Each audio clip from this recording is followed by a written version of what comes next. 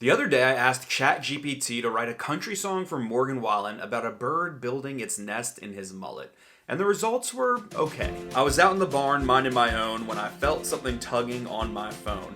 I turned around to see what it could be, and there was a bird perched on my mullet, you see. Parts of the song didn't make sense. At one point, it implies that the mullet is between his thighs, and yet there were other details in the song I really liked. I liked how it said feathered friend. I liked when he said, I ain't no ornithologist. And I was like, damn, that's kind of amazing that an artificial intelligence bot just generated this song like that. Sticking with the hair theme, I asked it to write a little bit simpler of a concept. I said, write a country song for Miranda Lambert about a man that stole her shampoo. And there were parts of this song that I was genuinely impressed by. I woke up this morning, hair feeling rough and dry.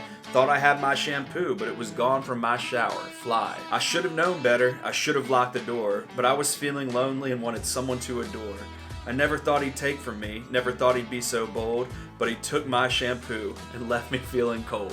Like, the fact that that feels somewhat believable to me as a Miranda Lambert lyric is amazing and maybe a touch scary. And I find myself preoccupied with questions lately of where is artificial intelligence going to take songwriting and music in general, and society in general for that matter, but in this video I'll just stick to the music.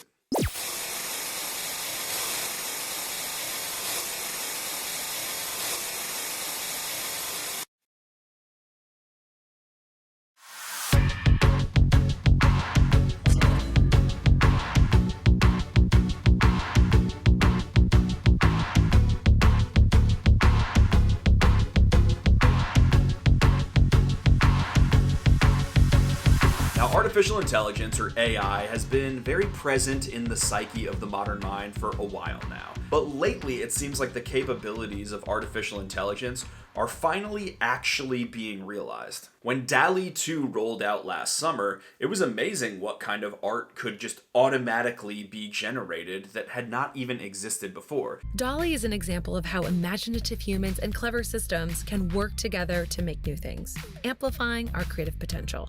And we even saw Cosmopolitan magazine use a fully AI-generated image as its cover. Deepfakes, where someone's face is put onto someone else's body, are becoming increasingly common. You'll even see comedians like Theo Von use them just in regular little comedy videos on their channel. And on a lower level, you could argue that something like Facetune, or even just a beauty filter, is manipulating reality as we can understand it. But ChatGPT, which is in its 3rd edition and is a bot that is run by OpenAI, is the first piece of artificial intelligence that has made me step back and say, whoa. Because this is creating writing, and writing is the most important thing for human communication for a very long time now, like literally since it was created. Scrolls started being written upon, and books started being printed, and eventually tweets started being tweeted. And now writing, that has never existed before, can be created like that. The first time I ever played with the bot at all, I had a lot of thoughts very quickly. The first was,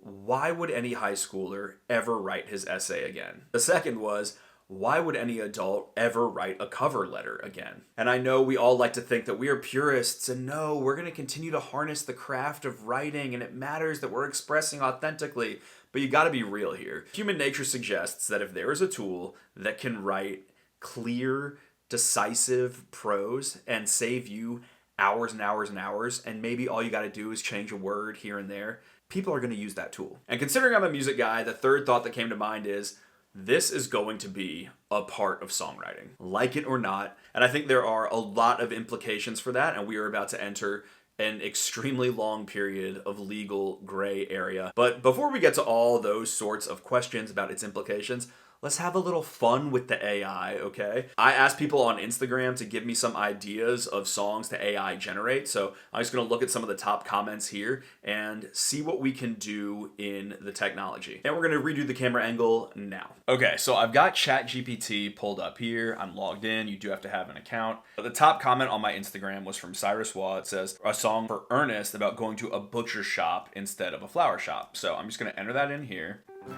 Write a country song for Ernest. Let's see. Okay, wow. I'm immediately impressed. Ernest went to a butcher shop instead of the flower shop. He had a craving for some beef jerky on the spot. He walked through the door and the smell hit him like a wave. It was a smell he knew he couldn't escape. He saw rows and rows of meat hanging on the wall. He knew he'd be in hog heaven once he made his call. He walked up to the counter and asked the man behind, "What's the best cut you've got, my friend?" So someone in the comments of this post actually said something to me that you are supposed to kind of chat back with the bot. And if something doesn't make sense, you can just tell it that and it'll make an edit. And that's not something I actually knew, so let me just try it on this song. Like, what if I told it, okay, right here, behind and friend don't rhyme. In the second verse,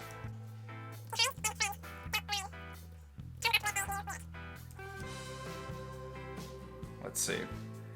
Okay, so it's producing all the same stuff that it did the first time. He walked up to the counter and asked the man in charge, "What's the best cut you've got? Can you be large?" Okay, that's still not perfect, so he should ask if the meat can be large.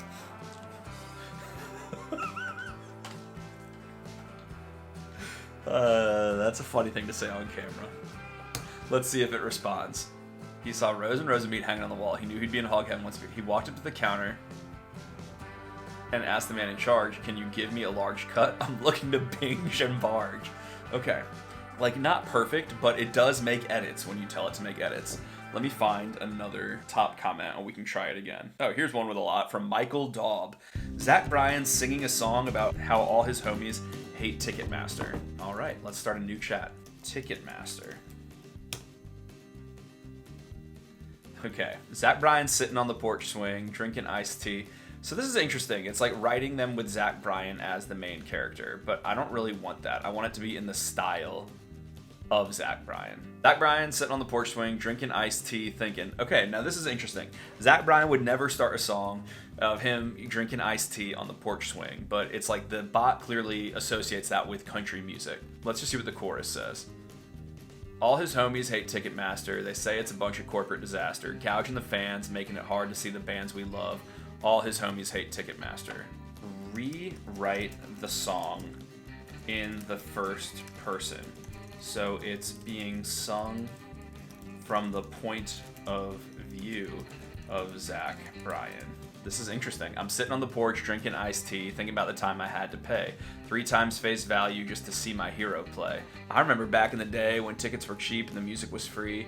Now it's all about the money, ain't about the memories. They say it's supply and demand, but it feels more like a scam. I feel like we got Cold Damn Vampires Part 2. Now here's what I'm gonna ask it to do, because these are still sort of like pat lyrics here. Let's say, rewrite the song in a similar style as Zach Bryan lyrics. Songs in a similar style as Zach Bryan songs. Sitting on the porch drinking my sorrows away. Thinking about how that time I had to pay 3 times face. Okay, does that not freak you out a little bit? It just edited instead of sitting on the swing drinking iced tea, sitting on the porch drinking my sorrows away when I told it to write like Zach Bryan. And look at these edits. All my homies hate Ticketmaster. They're just a bunch of corporate bastards.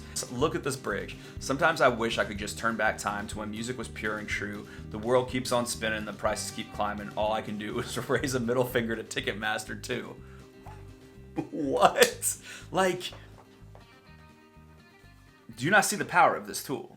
I'll do one more and then we can move on with the video. Koe Wetzel drunk checking the fridge and realizing he's out of frozen burritos. Okay, I'm gonna try everything I've learned. Write a country rock song.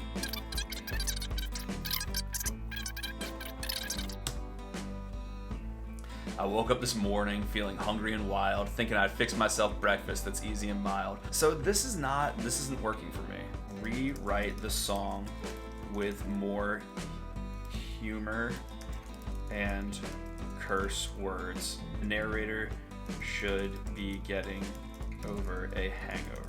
I woke up this morning feeling like I got hit by a truck. My head was pounding, my stomach was out of luck. Fuck hell, I can't find any frozen burritos in the freezer. I'm feeling hungover and ready to throw a fucking fit.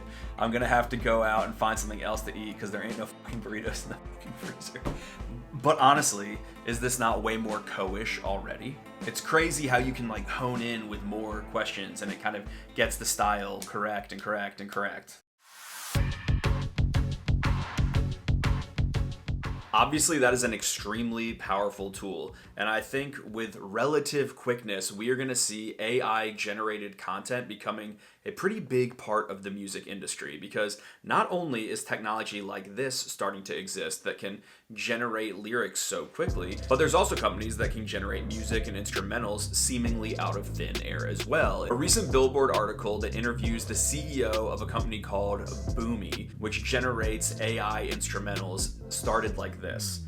If you think 100,000 songs a day going into the market is a big deal, you have no idea what's coming next, says Alex Mitchell, founder and CEO of Boomy, which, for the record, is a company that Warner Music Group is investing heavily in. And I imagine that with all these other companies like Audio Shake, and there's so many mentioned in this article, we're going to see the labels and maybe even the publishers and maybe even the streaming services investing heavily in companies that can make content out of nothing. And I shouldn't say out of nothing, because obviously these AIs are using existing content in order to build the things that they are generating. So it's like a whole neural network of songs. When I tell ChatGPT, make a song in the style of Zach Bryan, well, it's able to use all the content that Zach has already made in order to generate the song that it gives me. And I think that is going to lead to some extremely dicey, hairy copyright issues, which we can't even really fathom yet. Like, if I used that tool to write a song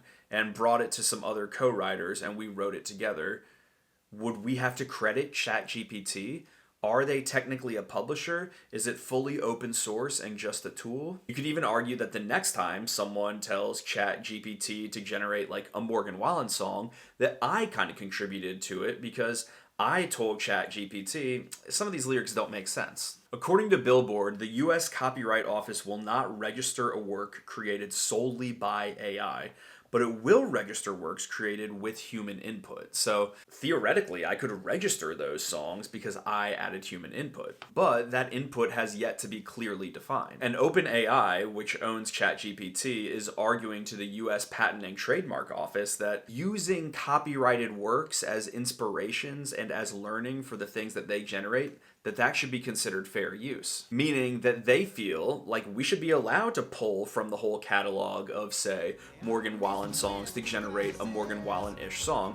That's just fair use. They're already out there, and it's just like taking inspiration from anywhere else in life. However, you know that copyright holders are not gonna let go of their ownership of things so easily. All the rights holders of Morgan Wallen songs are gonna say, no, if you based your song off our song and used all this learning, shouldn't we get like a micro piece of the pie? And that is going to be such a legal disaster. That has to be coming. I have to wonder if publishers and songwriters are just shaking in their boots at this technology when you see how easily an entire song can be generated, and you already have just plummeting numbers of people who are full-time songwriters. I mean, they're worried about getting paid by Spotify, but like, what happens when your job literally can just be done automatically? I've definitely seen some people push back on that kind of fear and say, no, people are always going to be able to detect a human touch in art.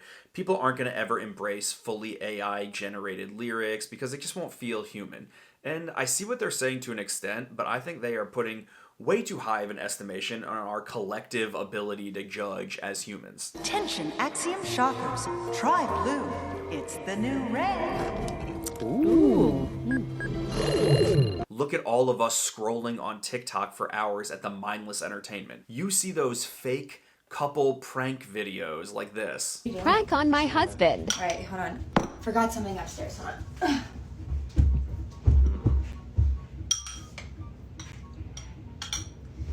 Oh my god. Hey. So I just saw this new thing on Pinterest. Like, it's like a new lotion that's supposed to be like good for your like skin. Like, look. Wait, that's not edible? No, why? And it is just soul crushing to look at the comments and be like, wait, people believe that? people really can't see through the fact that they had to set up a camera and stage this whole prank. And that's because maybe we're not all that smart and sophisticated always. People are often fooled by the fake backstories of musicians that aren't exactly true. We all believed like Lonely Girl 15 back in the day when she was just a little vlogger, and then that all ended up being scripted. I mean, people still believe the CDC. They have no credibility at this point. And so we are very prone to believe illusions. I read a great editorial the other day by a musician named Charlotte Kemp Mule, and she's reflecting on a lot of these similar questions. And her perspective is a bit fearful, but also a bit optimistic. This is how she concludes her piece. Do I think AI will replace a lot of jobs? Yes, though not immediately. It's still crude. Do I think this upending is a net loss? In the long term, no. It could incentivize us to invent entirely new skills to front run it. Remember when learn to code was an offensive meme?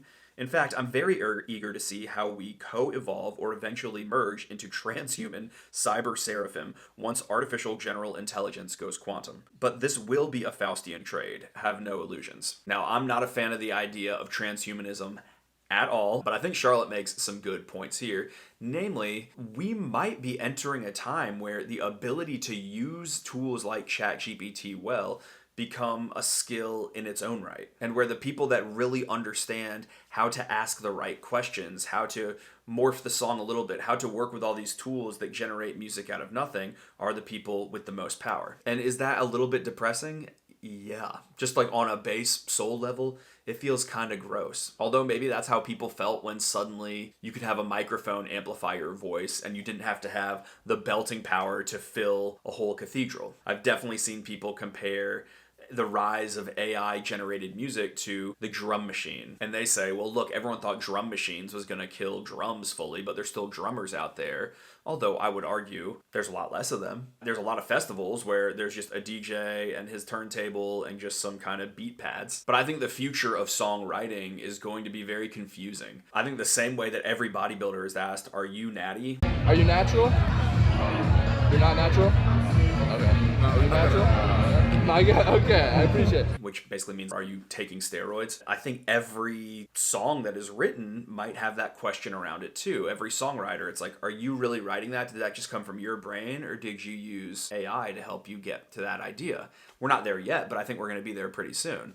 And certainly if I were a teacher, I'd be wondering that about every single one of my students. Some other implications that could be on the horizon are, can we make albums by deceased artists? If we can generate the lyrics and the sound and instrumentals in the style of these artists, could we make a new Queen song that mimics Freddie Mercury's voice and his vocal style and his lyrical style? Like, I don't know. Are we going to see the rise of totally AI-generated artists that don't actually exist as a real person, but have a sonic persona and a type of music that people really enjoy listening to? Furthermore, I wonder if the streaming services are going to be generating their own music to pad out their own playlists. There is suspicion that Spotify already is padding out some of its playlists with fake artists, and the accusation is essentially that Spotify might pay musicians outright to make simple instrumental songs, and maybe they give that musician $500 and say, okay, now we own this totally, and they will put this little jazzy cafe tune on one of their big jazz playlists and pad out their playlists with songs that they actually own in full. And the reason they might want to do that, if that's what they're doing, is because they don't have to pay out a royalty on that stream. And if the streaming services can figure out ways to build appealing songs that get a lot of streams and keep their customers happy, well, I think it would be a very smart investment for them to make, and it wouldn't shock me if they make it. As far as what this means for songwriting, I predict that the weirdest music and the weirdest lyrics are going to increasingly thrive if music becomes increasingly AI generated. You could argue that for the last 10 years, a lot of country radio music has already felt AI generated, pulling from the same phrases, sliding your little self over in my truck, you are an angel that I worship, and even without your makeup, you look beautiful. And all that stuff has kind of laid the groundwork for the indie revolution that we are experiencing now, where artists like Zach Bryan saying, you know, we all burn, burn, burn till we die. Lay in a field on a cozy blanket and feel the fear of never waking. Somehow just feels so refreshingly human compared to a lot of the pablum that we listen to on the radio. I wonder if that effect would only be even stronger in a world in which there is a lot of content generated by artificial intelligence. It'd be like the end of The Giver, when, spoiler alert, he hears that singing out in the distance and he's like so confused from his dystopian world and is just drawn to it. Honestly, I don't know. I don't know what all the implications are. I'm sitting here filming this video being like, oh gosh, this is kind of hurting my head to even consider all these possibilities for where the music industry and just society goes. But I feel like we got to. I mean, sometimes it seems like the future is just going to be me sitting in my assigned pod eating my insect loaf for my protein supplement as our robot senators tell us where we can stand and what we can do, but you know, there's this deep yearning for the human experience to just be true and real and good, and something about some of this stuff doesn't make me feel that way. But maybe it's just basic fear, you know? Maybe it's just basic fear of a new technology. But I don't know. I'm interested to see if every single publishing company is soon going to become an AI company, if the labels are investing heavily in this technology, if I'm being really dramatic about all of it, or if we are going to see a major shift, whether it is a huge loss of jobs or if it is a replacement of the types of jobs and a real disruption in the types of companies that are able to quickly generate songs. And furthermore, if I'm in a bad mood and I just want to hear a song that makes me feel happy, will AI ever get to a place where it's so sophisticated and it's learned so much that it can just do that for me immediately? I mean, just generate something totally new and novel. I just don't freaking know. But I think it's all worthy questions to ask. And if nothing else, this video was just my attempt almost to verbally process with all of you some of these changes that are happening. So please let me know your thoughts, and you can go play around with the tool yourself, or you can go shun it for the rest of your life, or you can do whatever you want. But subscribe if you've never been here before. This is a bit headier than most of my content, perhaps, but I usually just talk about country music, and what a weird, fun way to start off the new year. So let me know your thoughts. Love you guys, and I will talk to you soon.